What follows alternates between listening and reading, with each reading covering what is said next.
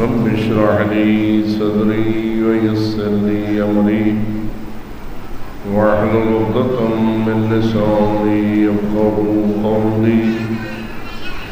أعوذ بالله من الشيطان اللعين الرجيم. بسم الله الرحمن الرحيم. الحمد لله رب العالمين، والصلاة والسلام على أشرف الأنبياء والمرسلين سيدنا ونبينا وشفيع ذنوبنا وطبيب قلوبنا ومولانا أبي القاسم محمد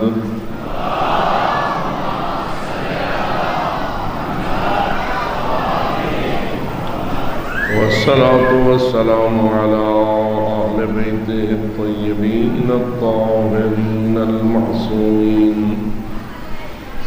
الغر الميامين المنتجبين المكرمين الذين قال الله تعالى في شأنهم: إنما يريد الله ليذهب عنكم الرجس أهل البيت ويطهركم تطهيرا.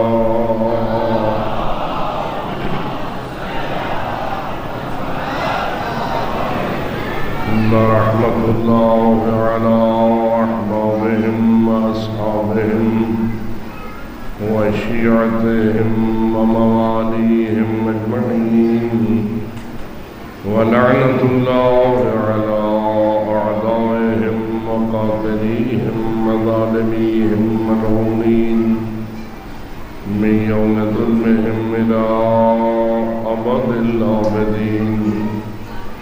أما بعد، فقال الله تبارك وتعالى في كتابه المبين وكتابه المتين: بسم الله الرحمن الرحيم.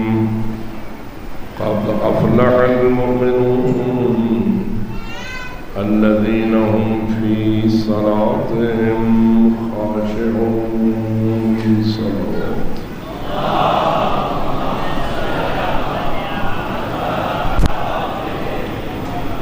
نعرہ تکبیر،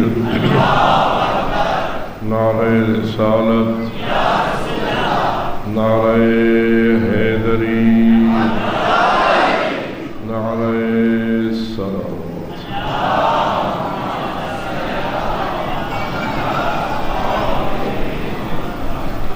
شکر ادا ہے رب العالمین کا، جس نے ہمیں انسان بنایا، مسلمان ہونے کا شرف عطا فرمایا اور مومنین میں سے قرار دیا.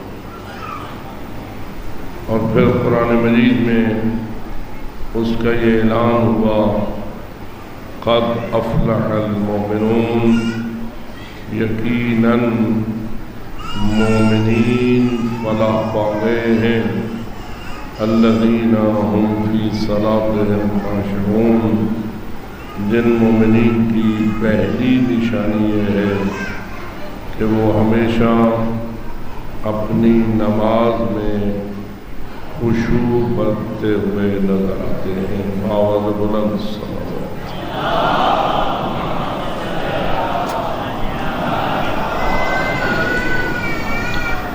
انسانی فطرت جو اللہ نے بنائی ہے، اور فرماتا ہے کہ فطرت اللہ التی فطر الناس علیہا لا تبدیل لخلق اللہ ذالک الدین القیم. فطرت اللہ کی جس پر اس نے انسانوں کو خلق فرمایا ہے، جسے کوئی طاقت تبدیل نہیں کر سکتی، اور یہی اللہ کا مضبوط دین ہے. اس فطرت میں اللہ نے ہمارے لیے یہ بات رکھی ہے کہ ہر انسان کامیابی سے محبت رکھتا ہے اور ناکامی سے نفرت کرتا ہے۔ ہر شخص چاہتا ہے جو بھی اقدام کروں مجھے اس میں کامیابی نصیب ہو اور مجھے ناکامی نصیب نہ ہو۔ انسان فلاح پسند ہے، ناکامی کو پسند کرنے والا نہیں ہے۔ یہ وہ فطرت ہے جو اللہ کی پسندیدہ فطرت ہے اور اس نے ہر انسان کو اسی فطرت پر خلق فرمایا ہے۔ ہمیشہ دستور یہ ہے کہ جس بھی چیز کی نسبت اللہ کی طرف دی جائے اس کا مفہوم ضروری نہیں کہ اس نسبت کے مطابق ہو جو انسان کی طرف دی جائے۔ انسان کی طرف نسبت اور اللہ کی طرف نسبت، ان دونوں میں بڑا فرق ہے۔ مثلا ایک ہے اللہ کا گھر، ایک ہے میرا اور تیرا گھر۔ جس گھر کو میری اور تیری طرف نسبت ہوگی اس کا مفہوم کچھ اور ہوگا، اور جس گھر کو اللہ کی طرف نسبت ہوگی اس کا مفہوم کچھ اور ہوگا۔ میرا اور تیرا گھر تو وہ ہے جس کو میں نے اپنی رہائش کے لیے بنایا، جس کو میں نے اپنے آرام کے لیے تیار کیا، جس میں میں جا کر اپنی تھکاوٹ اتارتا ہوں، اپنے بال بچوں کو اس میں نے رکھا ہے، اور دیگر بھی جتنے میرے گھر کے ساتھ متعلق امور ہیں وہ میں اپنے گھر میں انجام دیتا ہوں۔ وہاں جا کے بیٹھتا ہوں، وہاں جا کے سوتا ہوں، وہاں جا کے آرام کرتا ہوں۔ لیکن اگر کسی گھر کی نسبت اللہ کی طرف ہو تو کیا اس کا بھی یہی معنی ہوگا کہ اللہ وہاں جا کر سوتا ہے، اللہ وہاں جا کر آرام کرتا ہے، اللہ نے اپنی رہائش کے لیے اپنا وہ گھر بنایا ہے، یا اس گھر میں اللہ کی سکونت ہے، یا وہ اللہ کا وطن ہے؟ تو واضح ہے اللہ نہ رہائش کا محتاج ہے، نہ اسے تھکاوٹ چڑھتی ہے، نہ اسے نیند آتی ہے، نہ اسے اونگ آتی ہے۔ جن جن چیزوں کا انسان محتاج ہوتا ہے اللہ وہ ہے جو ان تمام احتیاجات سے پاک ہے اور مستغنی بالذات ہے۔ باوز بلند صلوات۔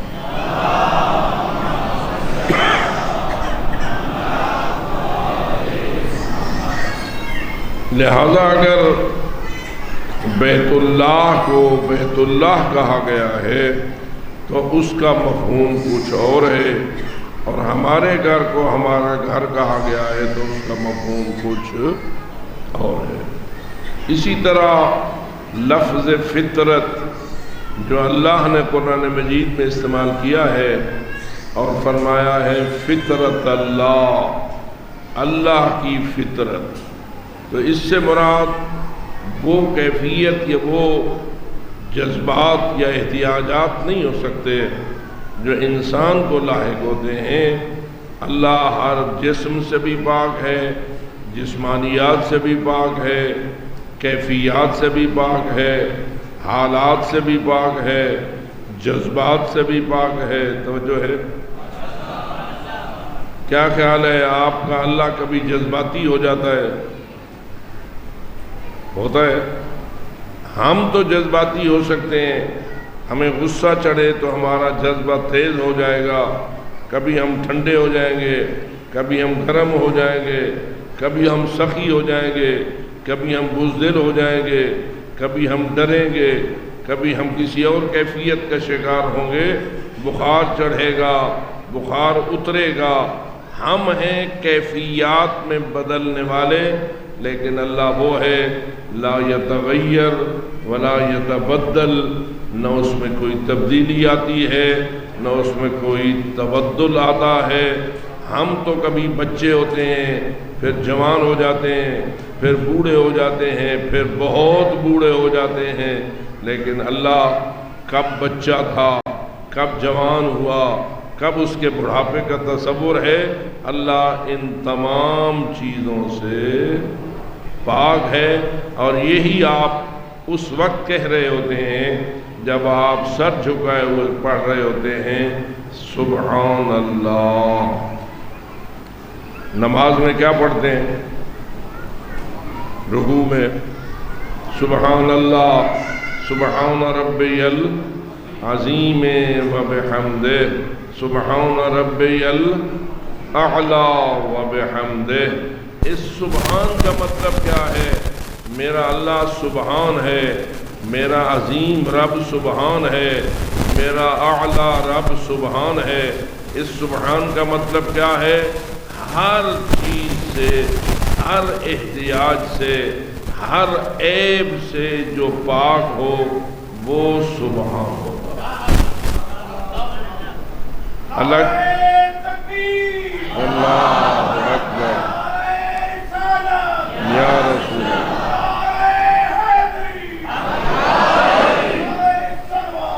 اللہم صلی علی محمد۔ جتنی بھی کیفیات اور جتنے بھی حالات مخلوق پر طاری ہو سکتے ہیں، تمام کیفیات سے جو پاک ہے وہ ہمارا اللہ ہے، تمام حالات سے جو پاک ہے وہ ہمارا اللہ ہے۔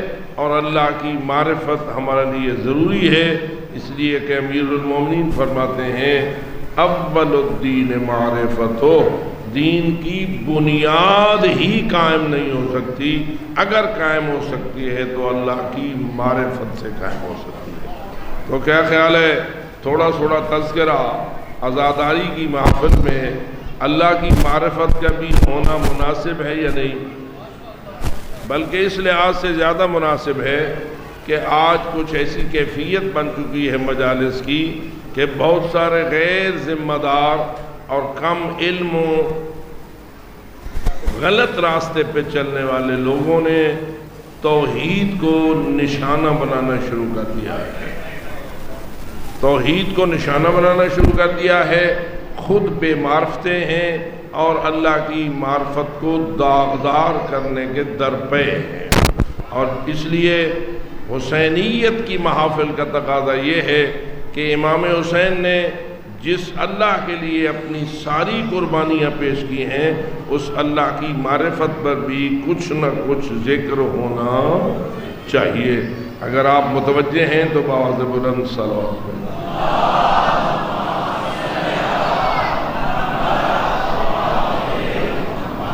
ایک لفظ فطرت ہے جو ہم بولتے ہیں انسانی فطرت، انسانی فطرت۔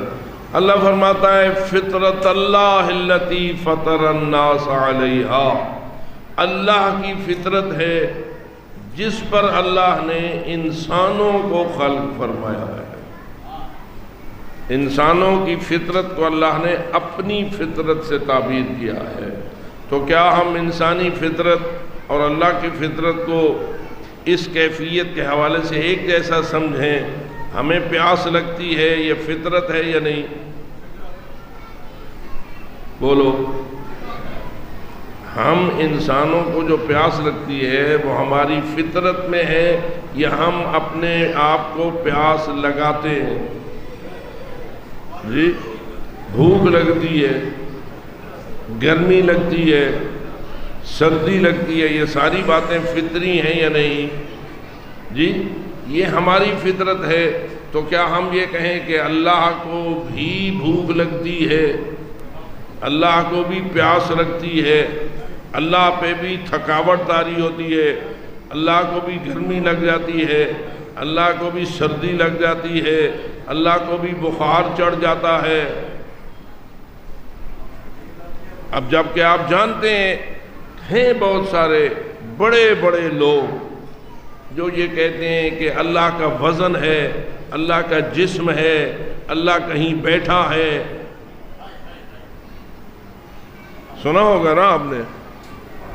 بڑی عجیب و غریب قسم کی باتیں ان کی کتابوں میں لکھی ہوئی ہیں، لیکن ہم اللہ کے بارے میں اپنے محمد و آل محمد کی تعلیمات کے مطابق یہی مانتے ہیں کہ وہ ہر قسم کی کیفیت سے پاک ہے، ہر قسم کی حالات سے پاک ہے، وہ لیس کمثلہ شے ہے، اس کی مثل کوئی شے نہیں ہے، پوری کائنات کا وہ خالق ہے، کائنات ساری اس کی مخلوق ہے، اور مخلوق کبھی اپنے خالق کی مثل ہو ہی نہیں سکتی۔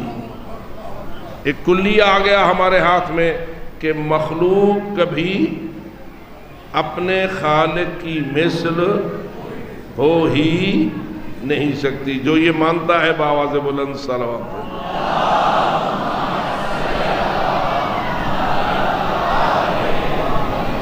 تو اس کا مطلب یہ ہوا کہ جب اللہ فطرت اللہ کا لفظ بول رہا ہے تو وہ ایسے ہی بول رہا ہے جیسے اس نے خانہ کعبہ کو بیت اللہ کہا ہے۔ تو جو ہو رہی ہے، خانہ کعبہ کو کیا کہا ہے؟ بیت اللہ، جبکہ یہ گھر، یہ کمرہ نہ اللہ کی رہائش گاہ ہے، نہ اللہ وہاں آ کے آرام فرماتا ہے اور نہ آرام فرما سکتا ہے۔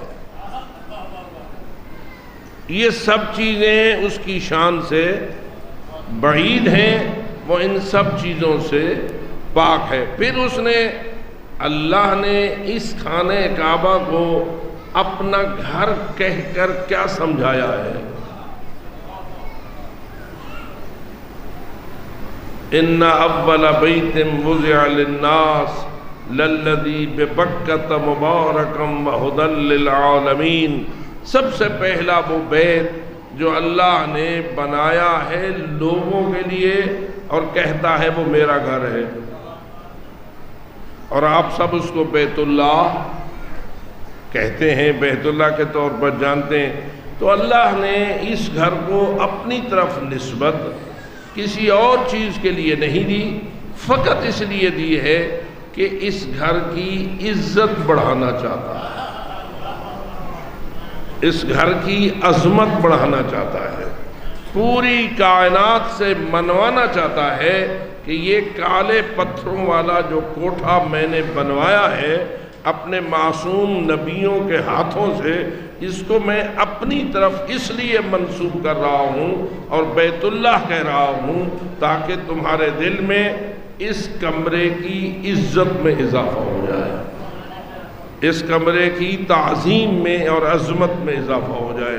پس معلوم ہوا جب بھی کسی چیز کو اللہ کی طرف نسبت ہوگی تو اس کی عزت بڑھے گی، اس کی عظمت بڑھے گی، حتیٰ کہ اللہ کی کتاب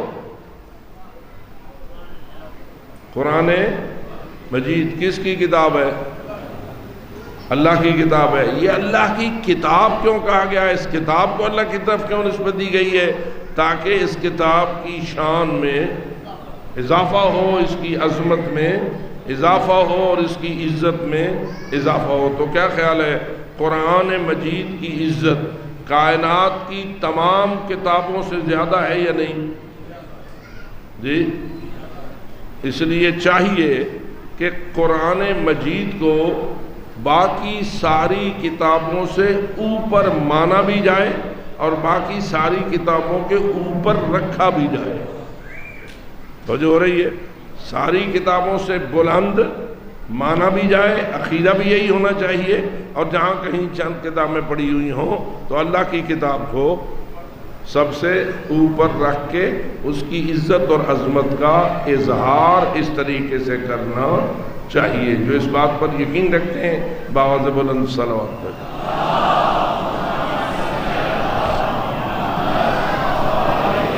تو یہ جو اللہ نے انسان کی فطرت کو فطرت اللہ کہا ہے، اس میں بھی یہی نکتہ کار فرما ہے کہ جو فطرت اللہ نے انسان کو عطا فرمائی ہے وہ سب سے اونچی فطرت ہے، سب سے اعلیٰ فطرت ہے اور اللہ کی پسندیدہ ترین فطرت ہے۔ کائنات کی کسی شے کو اللہ نے ایسی فطرت نہیں دی جیسی فطرت تم انسانوں کو عطا فرمائی، جیسی فطرت ہم انسانوں کو عطا فرمائی ہے۔ اب ذرا فرمائیے اللہ نے ہم پہ احسان کیا ہے یا نہیں؟ جی، حتیٰ کہ ملائکہ کو بھی اللہ نے وہ فطرت نہیں دی جو انسان کو عطا فرمائی ہے۔ کن کو؟ اس محفل میں ملائکہ میری تقریر سن رہے ہیں اور آپ کے ساتھ گواہ بھی بن رہے ہیں۔ جیسے آپ میری گفتگو سن رہے ہیں ایسے آپ کے کرامن کاتبین بھی سن رہے ہیں۔ ہو سکتا ہے کہ آپ تو بھول جائیں، لیکن کرامن کاتبین انہوں نے کبھی نہ بھولنا ہے نہ بھولانا ہے۔ اتنا محفوظ کرنا ہے، اتنا محفوظ کرنا ہے کہ بروز محشر میری یہ تقریر سامنے لائیں گے اور کہیں گے دیکھ یہ تو نے پڑھا تھا یا نہیں۔ اور ایک بات یہ بھی ہے، یہ میرا تقریر کرنا، گفتگو کرنا عبادت ہے یا عبادت نہیں؟ کیا فرمائیں گے آپ؟ میرا یہ پڑھنا عبادت ہے یہ میں عبادت نہیں کر رہا؟ اور ہر وہ عمل جو عبادت ہو اس کے پیچھے ایک نیت ہونی چاہیے۔ ہر وہ عمل جو عبادت ہو اس کے پیچھے ایک نیت ہونی چاہیے۔ کوئی بھی عبادت بظاہر ایسی نہیں ہے جو بغیر نیت کے ہو۔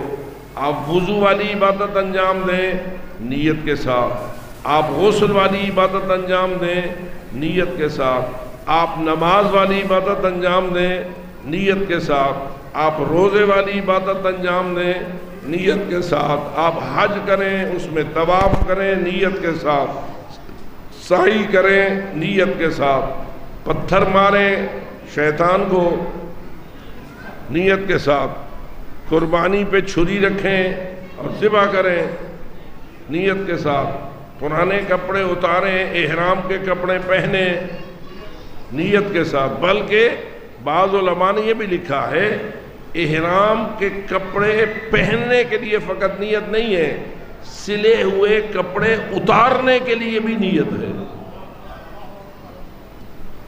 وہ واجب ہے یہ مستحب ہے، لیکن بہرحال ہے صحیح، مستحب کی بھی نیت ہوتی ہے اور واجب کی بھی نیت ہوتی ہے۔ تو میں جو گفتگو کر رہا ہوں اگر یہ واجب نہیں مستحب تو ہے، اور مستحب کی بھی نیت ہوتی ہے۔ میرے پڑھنے کے پیچھے بھی نیت ہے۔ اب ذرا آپ فرمائیے آپ کے سننے کے پیچھے، آپ کا سننا بھی عبادت ہے یا نہیں؟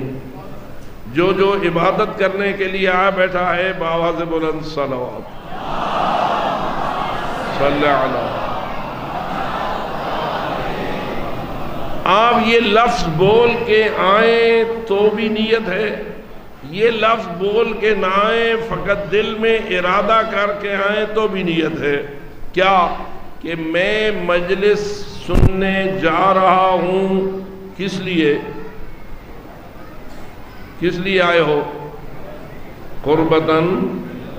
جب آپ قربتاً اللہ کی نیت سے کریں گے، آئیں گے، دل میں ارادہ یہی ہوگا کہ میں اللہ کی رضا کے لیے جا رہا ہوں، تو اللہ کہے گا میرے پاس ڈھیروں ثواب ہے،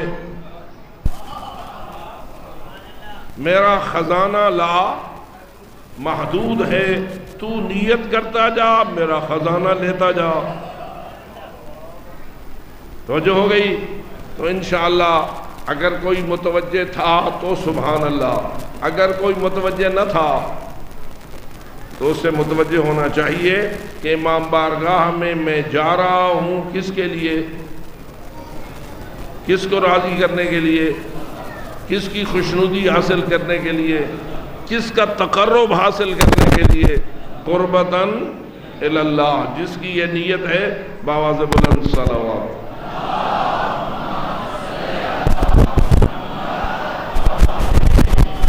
یہ صلوات بھی عبادت ہے یا نہیں؟ جی یہ صلوات آپ پڑھتے ہیں یہ بھی عبادت ہے یا نہیں؟ اس کے پیچھے نیت ہے اور ہونی چاہیے۔ جب بھی صلوات بھیجتے ہو کس نیت کے ساتھ؟ اللہ اس صلوات پہ راضی ہوتا ہے، اللہ اس صلوات پہ خوش ہوتا ہے، ایسا خوش ہوتا ہے کہ فرماتا ہے ان اللہ و ملائکتہ یصلون علی النبی یا ایھا الذین آمنوا صلوا علیہ وسلموا تسلیما۔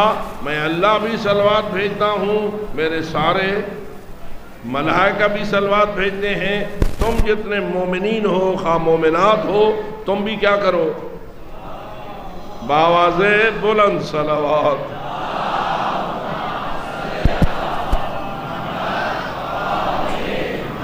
یہ نیت کرتے کرتے آپ تھک تو نہیں جائیں گے؟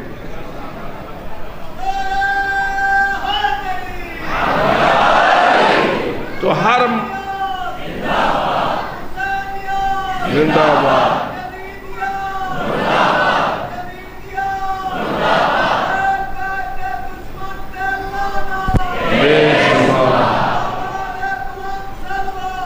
اللہ صلی علی محمد۔ آپ کی دلچسپی کو دیکھتے ہوئے تھوڑا سا ایک پہلو اور، اس عبادت کا آپ کو اجر کہاں ملے گا؟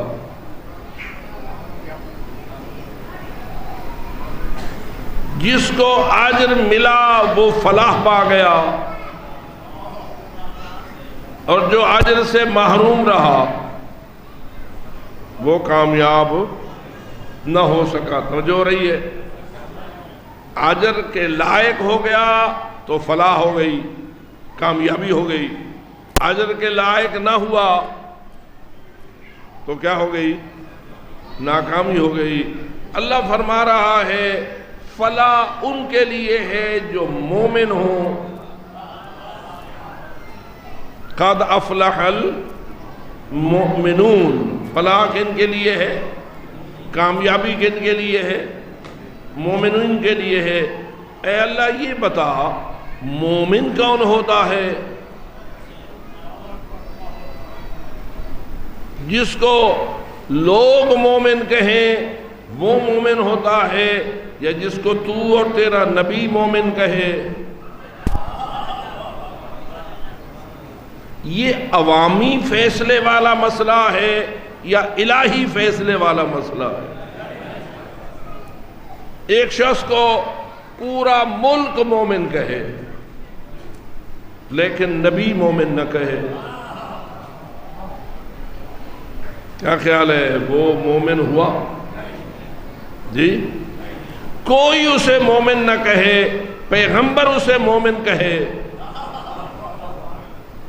وہ مومن ہوا یا نہ ہوا؟ لہذا بندہ کس کے نزدیک مومن ہو؟ جی، اللہ کے نزدیک مومن ہو اور اللہ کے نبی کے نزدیک مومن ہو۔ اللہ سے پوچھتے ہیں یا اللہ بتا مومن کون ہوتا ہے؟ تو پہلی بات تو یہ ہے کہ اللہ کہے گا میں تم سے نہیں بولتا،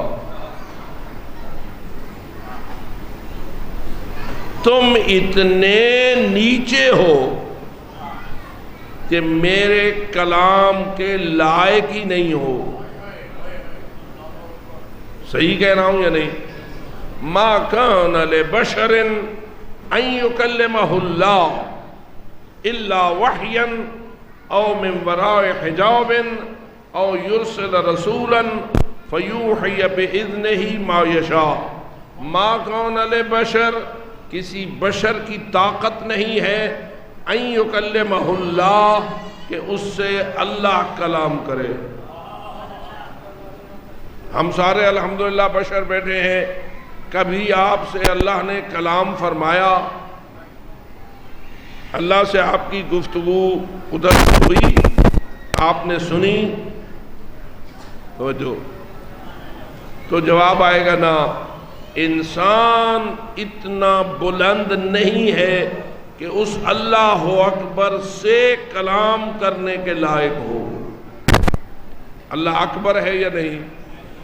کتنا اکبر ہے؟ سارا جہان بھی مل جائے اللہ کے برابر ہے؟ او بابا وہ تو اتنا اکبر ہے کہ محمد و آل محمد اس کا سجدہ کر کے اس کو راضی کرتے ہیں۔ وہ اتنا اکبر ہے کہ علی اس کے لیے اپنا سب کچھ قربان کرنے کے لیے تیار کھڑا ہے۔ وہ اتنا اکبر ہے کہ حسین کربلا سے گزرا ہے اس کے لیے۔ رضم بقضائک و تسلیما لامرک، مشہور جملہ ہے مولا امام حسین کا یا نہیں؟ یہ سب کچھ جو میں کر رہا ہوں رضم بقضائک، تیری قضا پر راضی ہوتے ہوئے، و تسلیما لامرک، اور تیرے امر کے سامنے سر تسلیم خم کرتے ہوئے۔ ایتمت العیال لکی اراک لا الہ سواک، اللہ سے گفتگو کرتے ہوئے حضرت امام حسین فرما رہے ہیں میں نے اپنے سارے عیال کو یتیم کرا دیا ہے۔ ذرا سوچو تو صحیح، کربلا میں کتنے یتیم ہوئے ایک ہی دن میں، بلکہ 2 پہروں میں کتنے یتیم ہوئے۔ اور امام حسین کہہ رہے ہیں میں نے اپنے چھوٹے چھوٹے بچے یتیم کرائے ہیں، کیوں؟ تیرے لیے۔ لا الہ سواک، تیرے علاوہ اور کوئی نہیں کہ جس کی عبادت کی جا سکے۔ یہ قربانیاں دینا بھی عبادت ہے، اور فقط تو اس لائق ہے کہ تیرے لیے علی اکبر کو دے دیا جائے، تیرے لیے عباس کو دے دیا جائے۔ تو اس لائق ہے کہ تیرے لیے علی اصغر کو سینے پہ تڑپتا ہوا دیکھ دیا جائے۔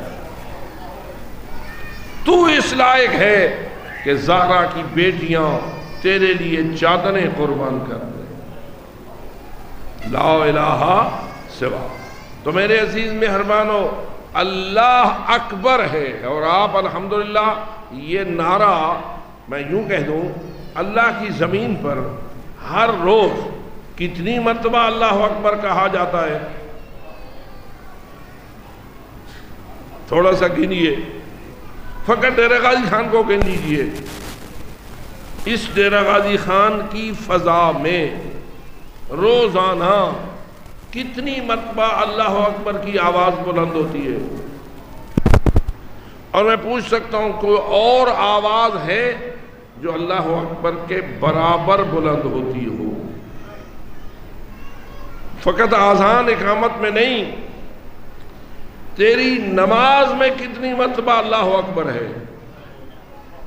شروع اللہ اکبر سے، ختم اللہ اکبر پر، ایک رکن سے دوسرے رکن کی طرف جاتے ہوئے اللہ اکبر، قیام چھوڑا رکوع میں گیا اللہ اکبر، رکوع ختم ہوا سجدے میں گیا اللہ اکبر، سجدہ سے سر اٹھایا اللہ اکبر، دوسرے سجدے میں گیا اللہ اکبر، دوسرے سے سر اٹھایا اللہ اکبر۔ یہ اللہ اکبر ایک رکن سے دوسرے رکن کی طرف منتقل ہوتے ہوئے اللہ اکبر چل رہی ہے۔ فقط 2 رکعت نماز پڑھو، اس 2 رکعت نماز میں اللہ اکبر کتنی آ جاتی ہے؟ معلوم ہوتا ہے وہ بڑا پیارا جملہ ہے جو اللہ کو بڑا محبوب ہے۔ وَرَبَّكَ فَكَبِّرْ، اللہ اپنے حبیب کو حکم دیتا ہے اپنے رب کی تکبیر بلند کر۔ یہ اللہ اکبر فقط لفظ ہے یا ہمارا ایمان ہے؟ جی اللہ اکبر کا معنی کیا ہے؟ اللہ سب سے بڑا ہونے کا مطلب کیا ہے؟ قد میں بڑا ہے، جسامت میں بڑا ہے، کس میں بڑا ہے؟ تو جواب یہ ہے کہ وہ ہر کمال میں سب سے بڑا ہے۔ ہر کمال میں اللہ اکبر ہے۔ کوئی کمال اگر دنیا میں تجھے نظر آئے تو اس کی خیرات ہے جو اس نے بانٹی ہے۔ اللہ اکبر۔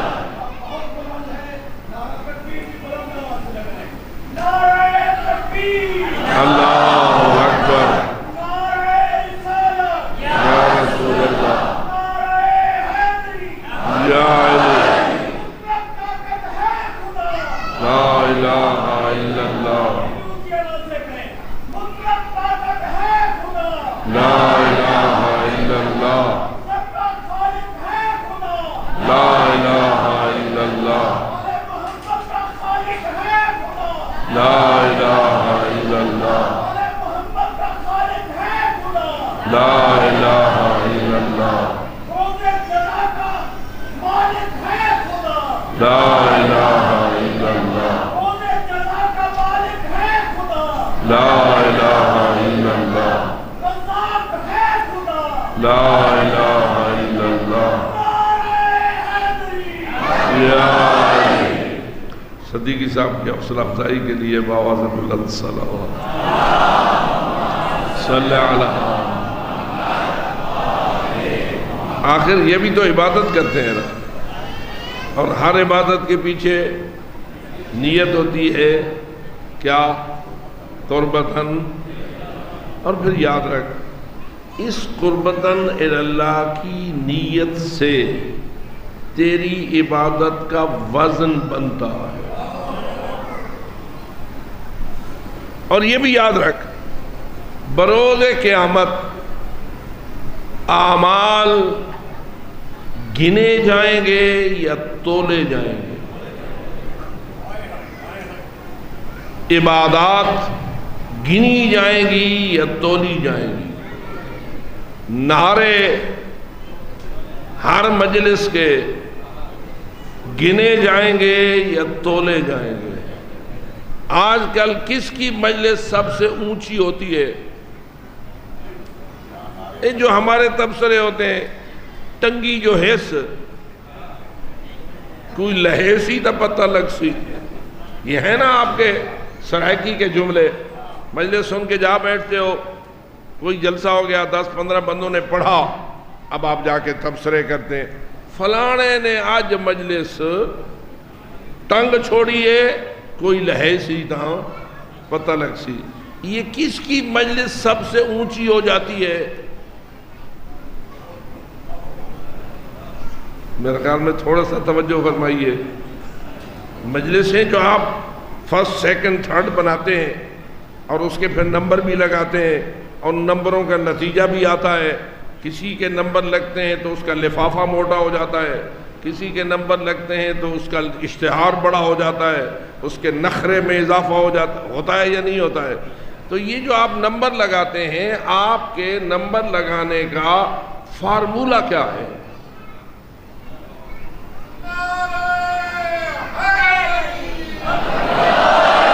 پتہ نہیں مجھے آپ اجازت دیں گے یا نہیں دیں گے کہ اس قسم کی گفتگو بھی آپ کی خدمت میں عرض کروں. یہ جو آپ کسی کی مجلس کو کہتے ہیں آج مان بٹھے نہ گئے تھے, آج مونج کوٹ چھوڑی ہے, یہ نمبر جو آپ لگاتے ہیں اعلیٰ و ادنا قرار دیتے ہیں, مجلسوں کو اونچا اور نیچا قرار دیتے ہیں, یہ اس کا معیار کیا ہے؟ تو مجھے معیار یوں نظر آتا ہے کہ جس پڑھنے والے کی مجلس میں نعروں کی گنتی زیادہ ہو وہ آپ کے نزدیک اونچی مجلس ہوتی ہے. میں نعرے نال نعرہ, نعرے نال نعرہ, نعرے نال نعرہ لگتا ونجے, اور مجلس کی نعرہ لگانے والوں کی تعداد اور نعروں کی تعداد اتنی زیادہ ہو جائے کہ کوئی دوسرا اتنی تعداد میں نعرے حاصل نہ کر سکے, تو آپ کہتے ہیں آج صحیح فلانے مجلس ٹنگ چھوڑیے. یا گریہ و بکا میں اتنی تعداد بڑھ جائے, آنسو زیادہ بہیں, کرلاٹ زیادہ ہوں, تو بھی آپ کہتے ہیں فلاں نے آج مونج کوٹ چھوڑی اور اس کا نمبر جو ہے وہ سب سے زیادہ ہو گیا. اس کا مطلب یہ ہوا کہ آپ کے ہاں مجلسوں کی جو کامیابی ہے وہ گنتی پر ہے. ناراض تو نہیں ہوگے؟ میں کسی پہ کوئی تنقید نہیں کر رہا, معاشرے کی ایک کیفیت ہے, اس پہ تبصرہ نہ کروں تو میں حسینی نہیں. میرے ممبر کا فریضہ یہی ہے کہ میں معاشرے میں جو ہو رہا ہے اس کے اوپر کچھ تبصرہ تو کروں, کچھ کہوں تو صحیح. تو مجھے فرمائیے, کثرت نعروں کی اور کثرت آنسوؤں کی اور آہو بکا کی, یہ ہے آپ کے نزدیک مجلس کی سب سے بلندی کا وسیلہ. نہ میں نعروں کا مخالف ہوں, نہ آہو کا مخالف ہوں، آپ کے درمیان کتنے سالوں سے حاضر ہوتا ہوں اور اس میں کوئی شک نہیں ہے، لیکن جو ایک تبصرہ ہے وہ تو مجھے کرنے کا حق حاصل ہے۔ کیا روز محشر اللہ عبادت کی گنتی پر بنیاد رکھے گا یا عبادت کے وزن پر بنیاد رکھے گا؟ کیا کہو گے؟ قرآن مجید کا بڑا واضح جملہ ہے، الوزن یومئذ الحق، اس دن وزن حق ہے۔ اس دن کیا ہے؟ وزن حق ہے۔ کس چیز کا وزن؟ جسم کا وزن۔ ہمارا جسم کتنا وزنی ہے، یا ہمارا مال کتنا وزنی ہے، یا ہماری جائیداد کتنی وزنی ہے، یا ہم نے جو سونا اکٹھا کیا ہے اس کا کتنا وزن ہے، یا ہم نے جو ڈالر اکٹھے کیے ہیں، جائیداد بنائی ہے، کیا کیا ہے، اس کا وزن ہوگا۔ اب خود ہی آپ فرمائیے وزن کس کا ہوگا؟ جی، اعمال کا۔ اس میزان کا نام کیا ہے جس پہ وزن ہونا ہے؟ میزان الاعمال،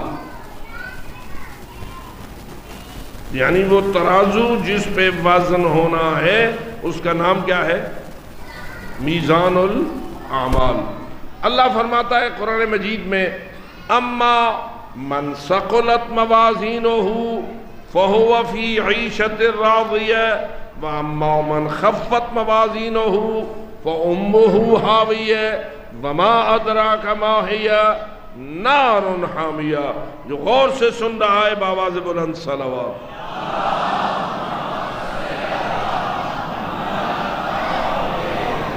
میں کوئی دوڑا نہیں پڑھ رہا، میں کوئی قصیدہ نہیں پڑھ رہا، کسی شاعر کا شعر نہیں پڑھ رہا، حتیٰ کہ میں اس وقت محمد و آل محمد کی حدیث بھی نہیں پڑھ رہا، میں قرآن کی آیات پڑھ رہا ہوں۔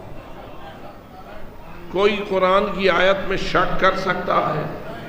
ذالک الکتاب لا ریب فیہ، اس میں شک کی کوئی گنجائش۔ اللہ فرماتا ہے اما من ثقلت موازینہ، جس کے وزن بھاری ہوں گے، فہو فی عیشۃ راضیہ، اسے ایک ایسی زندگی میں پہنچا دیا جائے گا جس پہ وہ 100% راضی ہوگا۔ یعنی وہ کون سی زندگی ہے کہ جو بھاری اعمال والوں کو ملے گی؟ اس کا نام ہے جنت۔ اس کا نام کیا ہے؟ اور جنت میں کوئی شے ایسی نہیں جو تجھے پسند نہ ہو، نہ کوئی دکھ، نہ کوئی بیماری، نہ کوئی اذیت، نہ کوئی تھکاوٹ۔ لہم فیہا ما یشتہون، جنت میں انہیں وہ کچھ ملے گا جو یہ چاہیں گے۔ کیا خیال ہے، دکاندار بیٹھے ہو، جنت میں بھی کوئی دکان کھولو گے؟ میرے خیال میں جنت میں دنیا کی نسبت بڑا دکان ہونا چاہیے، کوئی مارکیٹ ہوگی، کوئی یہ سسٹم ہوگا دکانوں والا، خرید و فروخت والا۔ بابا خرید و فروخت تو اس کو کرنی پڑتی ہے نا جس کو کوئی شے ضرورت ہو۔ اللہ فرماتا ہے تیری ضرورت کہاں، تیرے ارادوں کے پیچھے دوڑے گی۔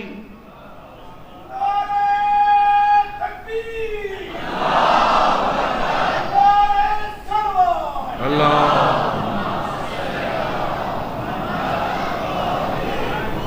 یہاں تو اس کا تصور ہی نہیں ہے۔ ذرا جنت کے بارے میں تصور کر، ایک پرندہ مثلا تیتر، بٹیر، اس قسم کے اچھے پرندے اڑتے ہوئے آئیں گے، تیرے سامنے بیٹھیں گے، تیرا دل چاہے گا اس کو کھاؤں، وہ ایک پھٹکاری مارے گا، بھونا ہوا تیتر بن جائے گا۔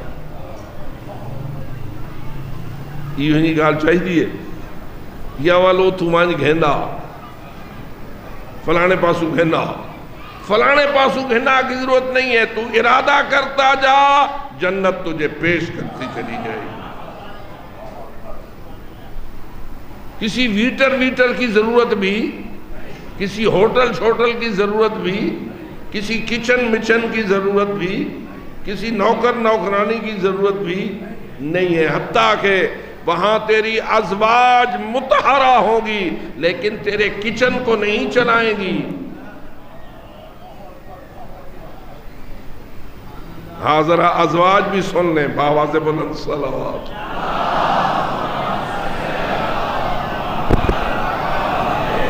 وہاں تو لہم فیہا ما یشتہون، لیکن کس کو ملیں گے؟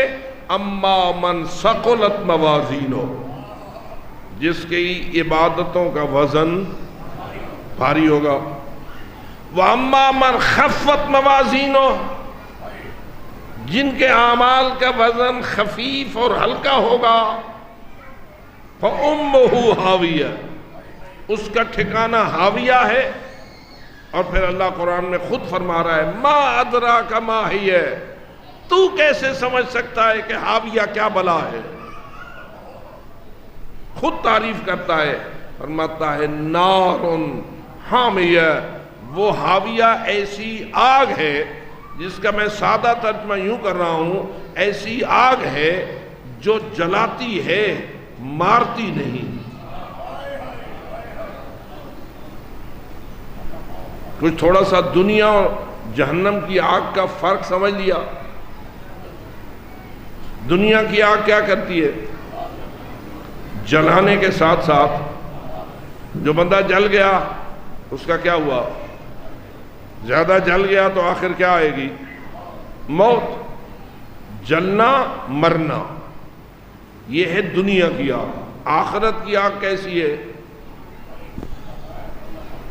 جلائے گی،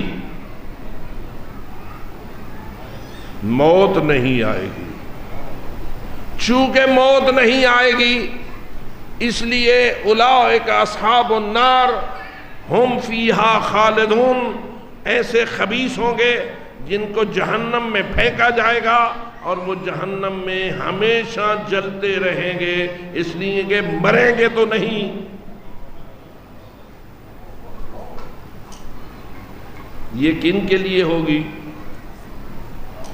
اما من خفت موازینو، جن کے وزن خفیف ہلکے، اعمال بے وزن۔ جیسے آپ کے ہاں غبارہ ہوتا ہے، یہ پھونکنے بس اوقات بڑے بڑے ہوتے ہیں، حجم ان کا بہت زیادہ ہوتا ہے لیکن وزن نہیں ہوتا۔ تو معلوم ہوا کچھ اعمال کرنے والوں کے اعمال اور کچھ عبادتیں انجام دینے والوں کی عبادتیں ایسی ہوں گی ظاہراً بڑی بڑی، لیکن حقیقت میں بے وزن، کوئی ان کی طاقت اور وزن ان میں نہیں ہوگا۔ مثلا کیا ہے حج، حج میں لمبی چوڑی تکلیف اٹھانی پڑتی ہے یا نہیں، اور زیادہ پیسے بھی خرچ کرنے پڑتے ہیں یا نہیں۔ واضح ہے کہ نماز سے حج اس لحاظ سے پر مشقت ہے کہ اس پہ جسمانی مشقت بھی کافی ہے اور مالی خرچہ بھی کافی ہے۔ وہ غازی خان میں بیٹھ کر حج نہیں ہو سکتا، کہاں جانا پڑتا ہے؟ بیت اللہ کی طرف جانا پڑتا ہے، کتنے ہزاروں میل کا سفر کرنا پڑتا ہے، کتنے پیسے لگانے پڑتے ہیں۔ پھر یہ نہیں ہے کہ کسی اور کو کہہ دو تو میری جگہ کر کے آ جا، میں نواب صاحب ہوں۔ خود جانا پڑے گا، خود طواف کرنا پڑے گا، خود سعی کرنا پڑے گی، خود عرفات جانا پڑے گا، خود مناب نبھانا پڑے گا، خود قربانیاں کرنا پڑیں گی، خود جاؤ گے تو حج ہوگا۔ جسمانی مشقت بھی ہے، مالی خرچہ بھی ہے، تو اس کا بہت بڑا وزن ہونا چاہیے تھا یا نہیں؟ لیکن کتنا بدبخت ہوگا وہ شخص جو ایک نہیں کئی حج کرے گا اور سارے حج بے وزن۔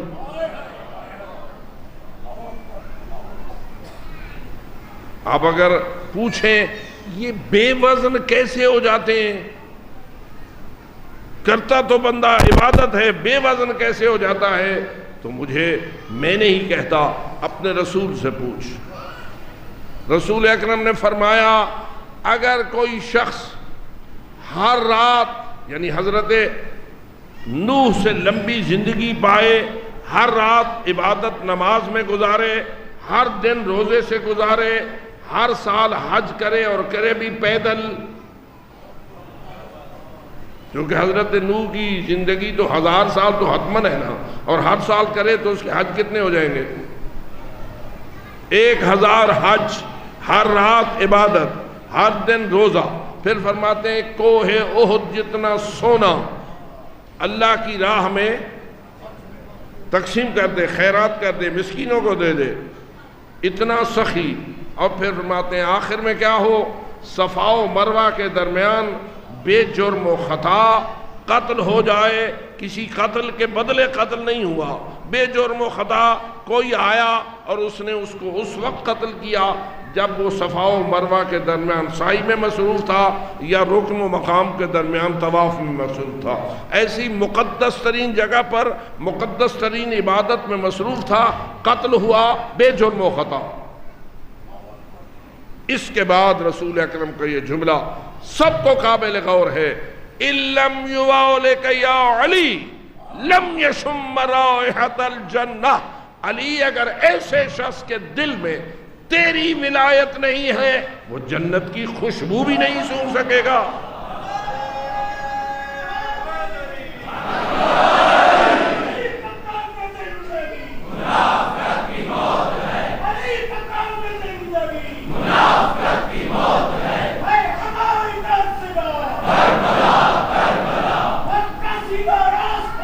کربلا عقیدہ و جہاد ہے، نجات ہے، حیات ہے، حسین کی قربانیاں، حسین کی قربانیاں، سعادت سعادت سعادت سعادت، اللہم صلی علی محمد۔ کیا اس حدیث پیغمبر کے ذریعہ یہ نتیجہ نکلا یا نہیں کہ عبادات یا اعمال میں وزن پیدا تب ہوتا ہے جب عبادت کرنے والے کے قلب میں ولایت علی پر ایمان موجود ہو؟ یہ نتیجہ نکلا یا نہ نکلا؟ یہ درس حاصل ہوا یا نہ ہوا؟ رسول کوئی پارٹی باز ہے؟ رسول کوئی جنبدار ہے؟ رسول وہی کہتے ہیں جو اللہ کا فارمولہ ہے، جو اللہ نے فارمولہ اور قانون بنایا ہے، رسول کی ذمہ داری ہے وہی بولے جو اس کی وحی کہہ رہی ہے۔ ما ينطق عن الهوى ان هو الا وحی یوحی۔ خبردار کوئی یہ نہ سمجھے چونکہ علی بھائی تھے، چچا زاد تھے، حضرت ابو طالب کے بیٹے تھے، اس لیے علی کے حق میں بولتے تھے، نہ، علی کی ولایت اللہ کے نزدیک تیری باتوں میں وزن پیدا کرنے کی بنیاد ہے۔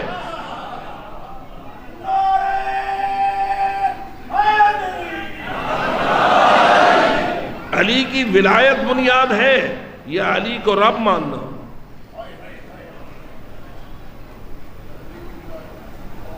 چپ کر گئے ہو۔ جو علی رب مانے، کیا اس نے علی کو ولی مانا؟ بابا علی ولی اللہ کہنا اور ہے، علی اللہ کہنا اور ہے۔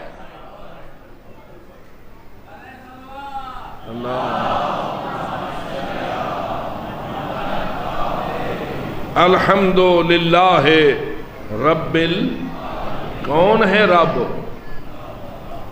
سورہ فاتحہ کیا کہہ رہی ہے؟ الحمدللہ رب کون ہے رب؟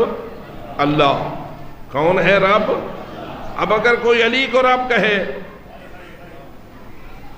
اس نے علی کو اللہ کہا، جو علی کو اللہ کہے اس کے اعمال میں ولایت ہے؟ ولی اللہ مان، اللہ نہ مان، حتیٰ کہ ولی اللہ مان، نبی اللہ نہ مان، رسول اللہ نہ مان، علی کو امام مان، علی کو ولی مان، نہ علی نبی ہیں نہ علی رسول ہیں۔ کلمہ آپ کا کیا ہے؟ لا الہ الا اللہ، آگے محمد اور رسول اللہ، آگے اس میں کوئی ترمیم، کوئی تبدیلی؟ آج کے بعد تبدیلی کر دیتے ہیں، کہتے ہیں محمد رسول اللہ کی بجائے علی رسول اللہ۔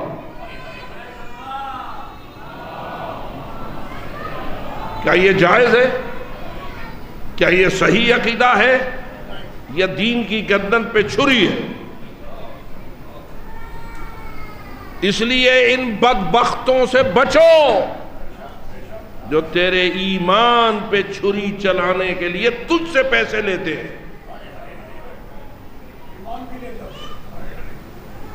مذاق نہیں ہے، ہم پاگل نہیں ہیں۔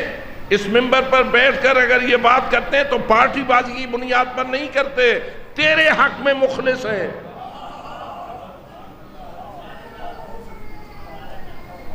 اگر تجھ سے ہمدردی نہ ہو، تجھ سے خلوص نہ ہو، تو پھر پیسے تو اس میں زیادہ ملتے ہیں۔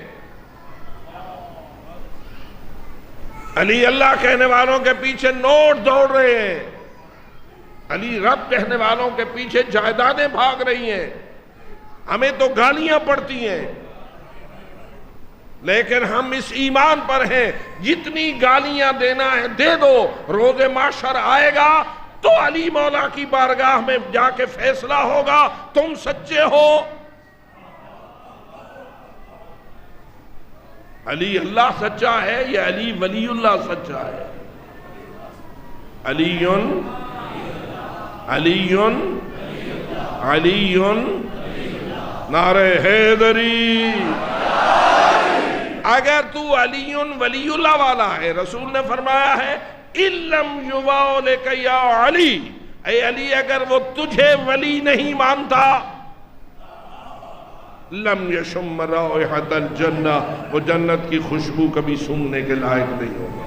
اور جو جنت کی سونگنے کی خوشبو ہی نہیں سونگ سکے گا، اس کی نماز کا کتنا وزن ہے، اس کے روزے کا کتنا وزن ہے، اگر آپ ناراض نہ ہو اس کے ماتم کا کتنا وزن ہے؟ کیا خیال ہے، ماتم عبادت ہے یا نہیں؟ ماتم ایک ویسے کوئی پریکٹس ہے یا عبادت ہے؟ جی ایک ویسے کوئی پریکٹس ہے، محنت ہے، مزدوری ہے، مشقت ہے، یا عبادت ہے؟ جو ماتم کو عبادت سمجھتے ہیں بآواز بلند صلوات۔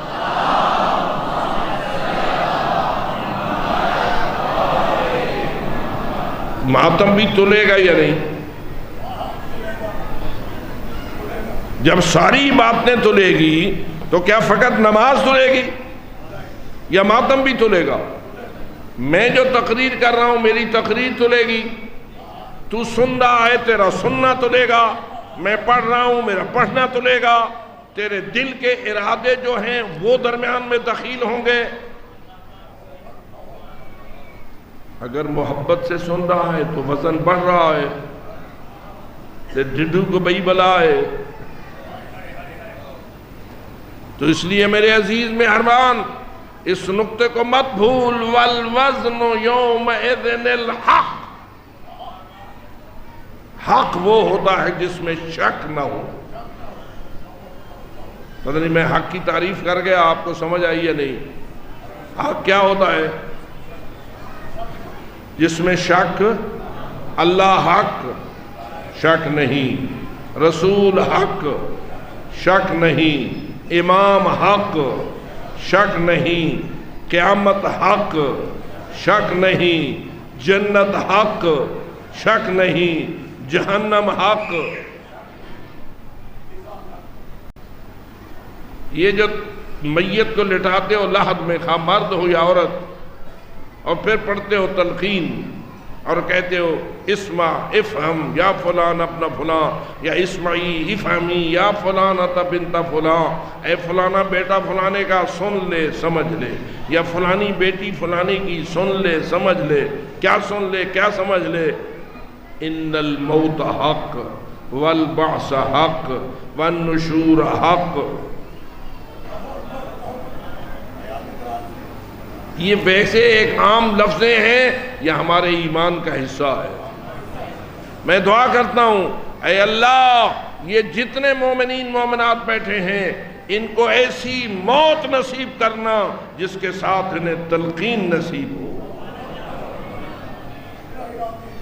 ایک ہے بے تلقین موت، ایک ہے ساتھ تلقین موت۔ موت تو آنی ہے نا، موت سے تو کوئی نہیں بچ سکے گا۔ اب فرمائیے تلقین والی موت چاہیے یا بے تلقین موت چاہیے؟ جو تلقین والی موت چاہتا ہے باواز بلند صلوات۔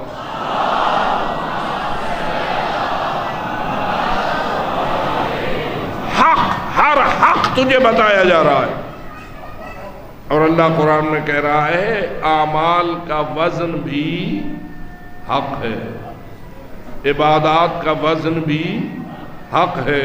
اے اللہ ہماری عبادات ان شرائط پر مشتمل ہوں جن سے ان کے وزن میں اضافہ ہوتا جائے۔ ذرا ایک اور جملہ اور بات ختم۔ ایک دن تھا رسول اکرم نے ایک ضربت کو تولا تھا۔ ذہن ہو گیا توجہ؟ یہ کہاں تھی ضربت؟ جنگ خندق میں۔ ضربت مارنے والا کون تھا؟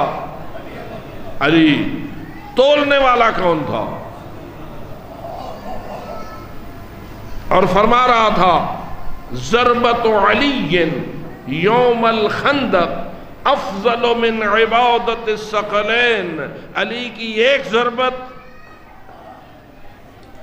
ثقلین کی عبادت سے افضل ہے، یعنی ثقلین کی عبادت سے بھاری ہے۔ علی کی ایک ضربت کا وزن پوری کائنات کی عبادت سے بھاری ہے۔ کیا اس پہ آپ کا یقین ہے یا نہیں؟ جس کا ہے نعرہ حیدری۔ اب یہ بتائیے رسول کا کہنا اور فرمانا کہ یہ ہے تو ایک ضربت لیکن ہے ثقلین کی عبادت سے بھاری۔ ضربت پہ کتنا ٹائم لگتا ہے؟ اٹھی تلوار، گری، ضربت ہو گئی۔ لیکن علی کی یہ ضربت جو جنگ خندق میں کل کفر کا سر کاٹنے کا باعث بنی، رسول نے اس کو تولا۔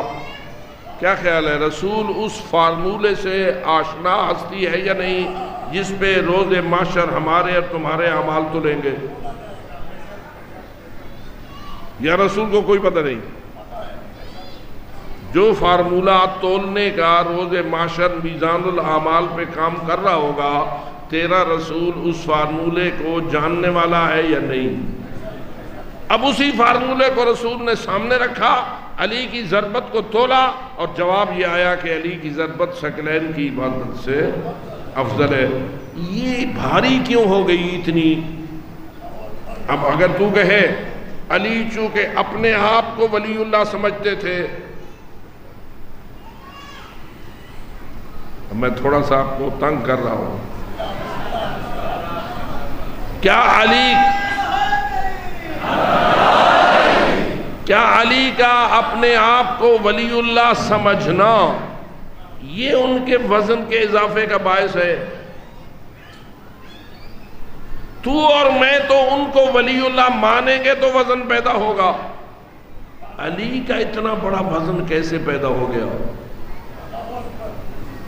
اس کے لیے بھی کچھ سوچنا ہے۔ تو میں یہ سمجھتا ہوں علی ولی کی ضربت کا وزن اس اخلاص نے بڑھا دیا جو علی کے قلب میں اللہ کے دین کے بارے میں موجود تھا۔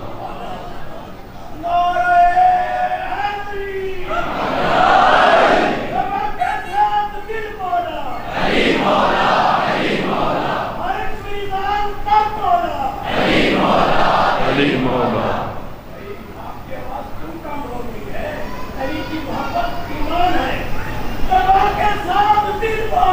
علی مولا علی مولا علی مولا علی مولا علی مولا علی مولا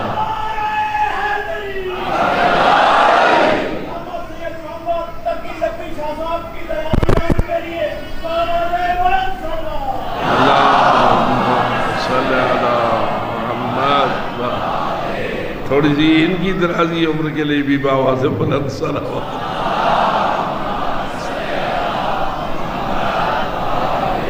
سب مومنین اور مومنات کی سلامتی کے لیے باواز بلند صلوات.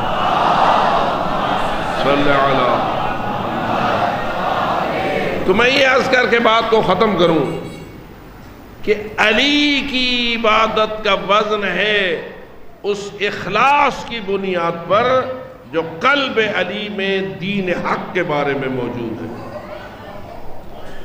اور جتنا علی مخلص ہے، اگر اس اخلاص کو ترازو کے ایک پلڑے میں رکھا جائے اور کائنات بشر کے دل میں جتنا جتنا دین حق کا خلوص ہے اس کو ترازو کے دوسرے پلڑے میں رکھا جائے اور ترازو اٹھانے والا پاک رسول ہو،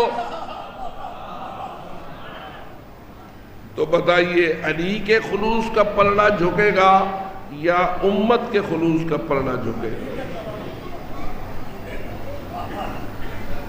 یہ علی ہے. یہ کون ہے؟ علی ہے، جس کی ضربت اتنی اخلاص میں ڈوبی ہوئی ہے کہ کائنات کے عبادات اس کی برابری نہیں کر سکتے. لیکن تنہا علی اس اخلاص کے مالک تھے یا علی کی اولاد بھی اس اخلاص کی مالک تھے؟ کربلا والو، کربلا خلوص کا پیکر ہے، کربلا اخلاص کا کامل نمونہ ہے.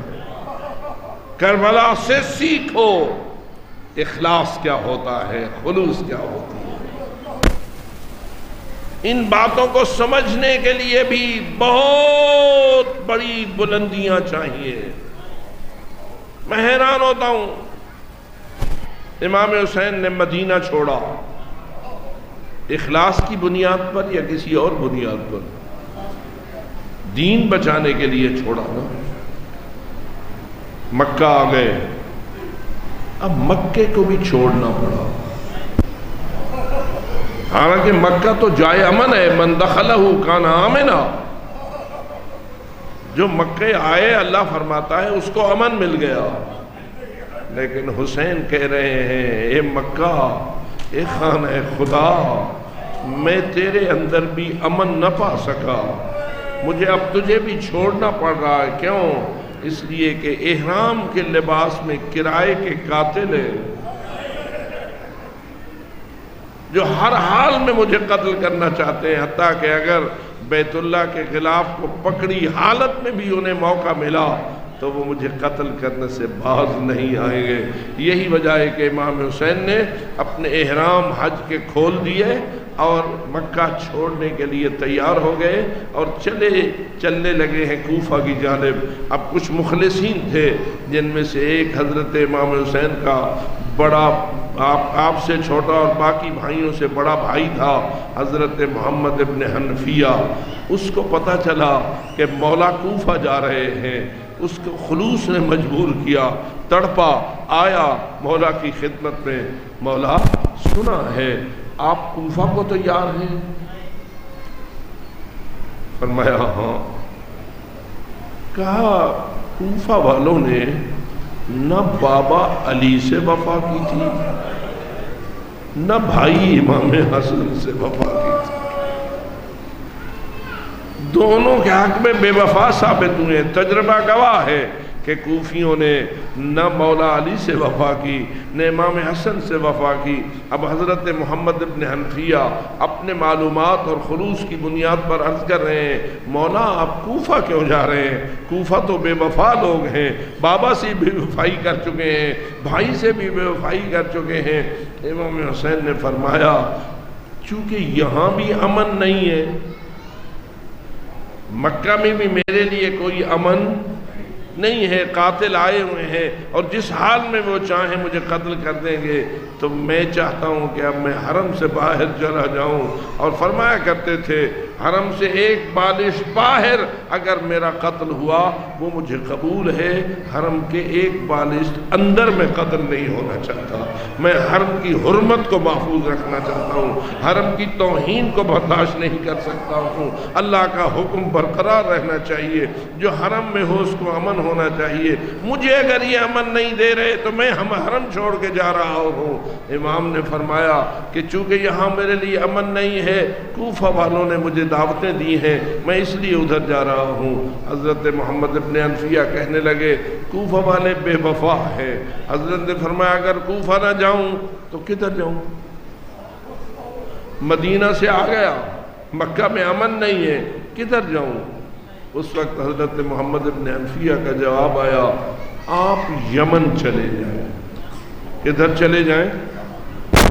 یمن کا نام آپ سنا کرتے ہیں، یمن ایک بڑی وادی ہے، وہاں کچھ بابا کے ماننے والے رہتے ہیں، آپ وہاں جائیں گے شاید آپ کے لیے کوئی امن کا راستہ نکل آئے۔ اس وقت امام حسین نے فرمایا اے محمد بھائی اگر یمن میں بھی امن نہ ہو تو کیا دیکھا؟ مولا کا قافلہ تیار تھا، حضرت اپنی ناکہ پہ سوار تھے، ابھی چلنے کا حکم نہ دیا تھا کہ حضرت محمد نے جا کر مولا کی ناکہ کی مہار کو پکڑ لیا اور پوچھا مولا کہ آپ نے مجھ سے وعدہ نہ کیا تھا کہ آپ میری تجویز پر غور کریں گے؟ فرمایا ہاں میں نے وعدہ کیا تھا، پھر آپ کیوں کوفہ جا رہے ہیں؟ تو جواب امام حسین کا بڑا عجیب ہے، فرماتے ہیں محمد بھائی تو چلا گیا، خواب میں مجھے نانا کی زیارت نصیب ہوئی، خواب میں مجھے پیغمبر اکرم کی زیارت نصیب ہوئی، انہوں نے مجھ سے کہا ہے اے میرے لختگر ان اللہ قد شاء ان یراک قتیلا، اللہ تجھے شہید دیکھنا چاہتا ہے، یعنی اللہ کا دین اس وقت تک زندہ نہیں رہ سکتا جب تک آپ کی شہادت نہ ہو، اس لیے الہی فیصلہ یہ ہے کہ آپ شہید ہوں، راہ شہادت سے گریز نہ کریں۔ بس مجھے تو اپنے نانا نے فرما دیا ہے ان اللہ قد شاء یراک قتیلا، اس لیے میں کوفہ جا رہا ہوں۔ اب روایت کہتی ہے یہ سننا تھا کہ میں تو شہید ہونے جا رہا ہوں، آپ مجھے شہادت سے بچنے کے مشورے دے رہے ہیں، میں شہید ہونے جا رہا ہوں۔ محمد کے پاس اور کوئی چارہ نہ رہا، بکان شدیدہ، بھائی کی شہادت کی خبر سن کر سخت رونے لگ گئے، رو رہے تھے، روتی ہوئی نگاہوں کے ساتھ پیچھے جو دیکھا تو اماریوں میں بیویاں نظر آئی، کسی اماری میں زینب کبریٰ، کسی اماری میں حضرت ام کلثوم، کسی اماری میں حضرت فاطمہ بنت الحسین، کسی اماری میں بی بی سکینہ، کوئی اماری ایسی ہے جس میں وہ بی بی بیٹھی ہے جس کی گود میں علی اصغر جیسا پھول ہے۔ آؤ جی بھر کر روئے، کتنی تابعدار ہیں یہ بیویاں، کتنی وفا شعار